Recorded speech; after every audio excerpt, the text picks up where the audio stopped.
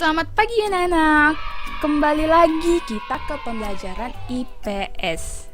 Kali ini kita akan membahas materi tentang pengaruh keunggulan lokasi Indonesia terhadap kegiatan ekonomi. Nah, sebelum masuk ke pembahasan nih, kita harus tahu apa yang dimaksud dengan kegiatan ekonomi.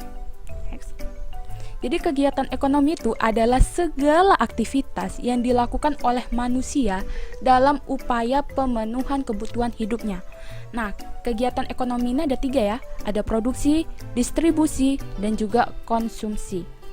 Nah, pertama kita masuk produksi. Produksi itu suatu aktivitas atau pekerjaan yang dapat menghasilkan suatu produk, baik itu barang maupun jasa. Contohnya ini nih, pabrik pembuat sepeda motor. Jadi produksi ini. Nah, yang membuat ini nih, mekaniknya ini, membuat sepeda motornya ini disebut dengan produsen. Ini orangnya ya. Nah, disebut dengan produsen. Setelah sepeda motor itu terbuat, selanjutnya apa? Selanjutnya kita masuk ke distribusi. Kegiatan menyalurkan suatu produk, baik itu barang atau jasa, dari produsen ke konsumen sehingga produk tersebut tersebar luas ke masyarakat. Nih contohnya. Jadi setelah dari pabrik nih, otomatis kan keretanya itu kan diangkut itu untuk dijual kan. Pabrik, misalnya nih pabrik luas, pasti kan dia akan diantar ke showroom-showroom, misalnya Honda atau dia Yamaha gitu kan. Nah, ini diangkut. Orang yang mengangkut nih, supirnya ini disebut dengan distributor. Orang yang menyalurkan. Oke, setelah disalurkan nih, setelah dikirim ke showroom-showroomnya, masuk ke konsumsi, yaitu suatu aktivitas penggunaan atau memakai barang atau jasa yang dihasilkan oleh produsen.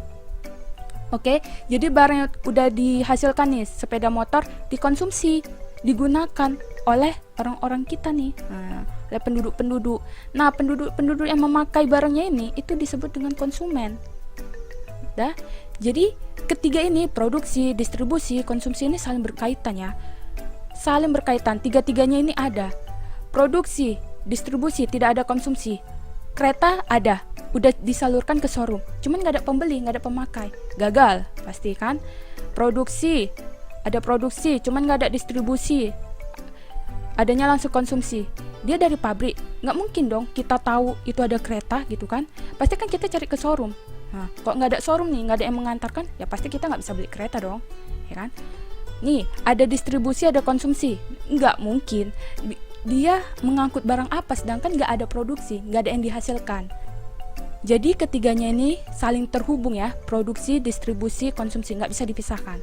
Oke, kita udah tahu nih kegiatan ekonominya nih. Next, kita masuk ke intinya nih, pengaruh keunggulan lokasi Indonesia terhadap kegiatan ekonomi. Nah, yang pertama dilihat dari iklim. Pengaruh keunggulan iklim Indonesia. Iklim di Indonesia kan ada iklim muson tropis, yaitu curah hujannya tidak terlalu besar, hujannya cukup. Kondisi suhunya normal, enggak terlalu panas dan tidak terlalu dingin. Adanya musim kemarau dan hujan, 6 bulan sekali, 6 bulan kemarau, 6 bulan hujan. Nih.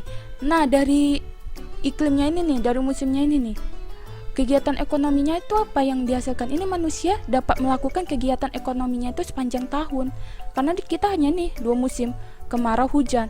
Contohnya petani, dengan curah hujan yang cukup, suhu yang nggak panas dan nggak terlalu dingin, dan kemarau kemarau dan hujan. Jadi petani ini bisa menanam padi sepanjang tahun. Nah, kok menanam menghasilkan sepanjang tahun kan pasti dijual. Nah, dijual itu kan termasuk kegiatan ekonomi gitu kan. Nah, begitu juga pedagang nih. Nah, karena sepanjang tahun kita cuma ada kemarau dan hujan, dia bisa dagang terus.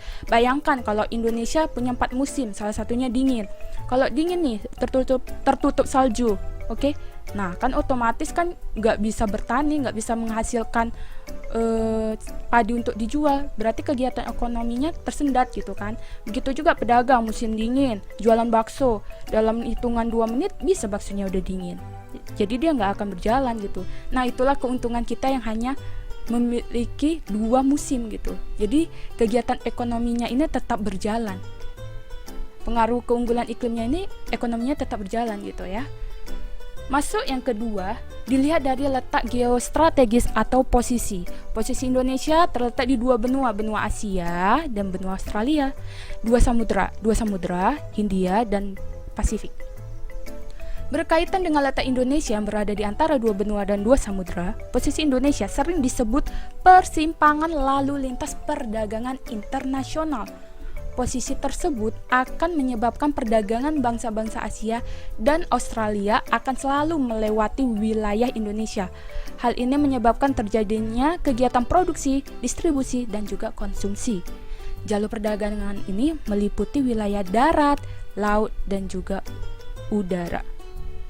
Nah, contohnya nih, ada nih pengusaha dari Asia nih, dia ingin menjual mobilnya ke Australia.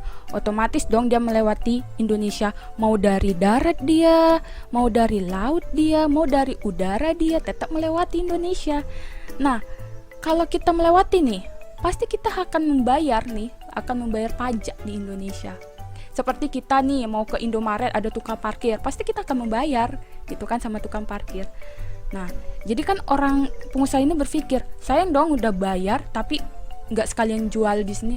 Oke deh, jual aja juga sekalian di sini. Dengan dia menjual, terus dibeli oleh orang Indonesia. Nah, itu kan terjadi tuh yang namanya produksi, distribusi, dan juga dikonsumsi oleh masyarakat Indonesia. Nah, dia tetap tujuan Australia, tetap laju lagi Australia. Jadi di sini jalur perdagangan. Nggak hanya Asia, di sini mungkin ada negara-negara lain yang ingin menjual juga melewati Indonesia. Oke, yang ketiga nih ya.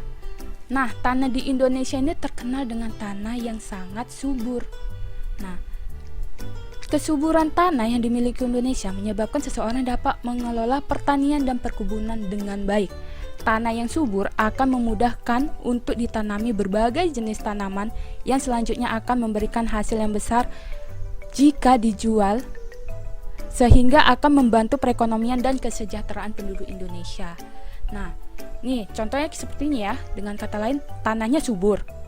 Ya, subur nih. Terus bisa ditanami padi, bisa ditanami teh, bisa ditanami sawit nih. Lalu kalau sudah ditanami, panen, nah kan bisa dijual. Nah, dijual lalu dikonsumsi. Jadi ditanami ini diproduksi, terus dikelola, dibuat teh, nih dibuat jadi beras bermerek-merek, didistribusi lalu dijual, dibeli oleh orang lain, dikonsumsi. Jadi ini ada kegiatan ekonominya gitu ya.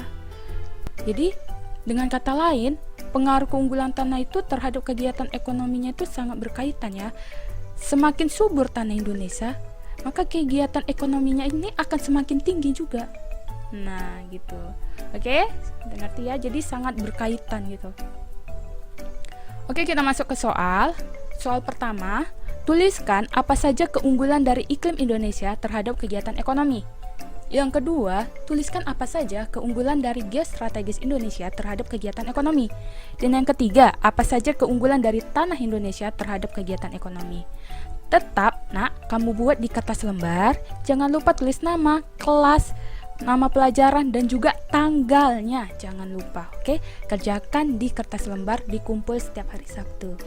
Oke, sekian pembelajaran kita anak-anak.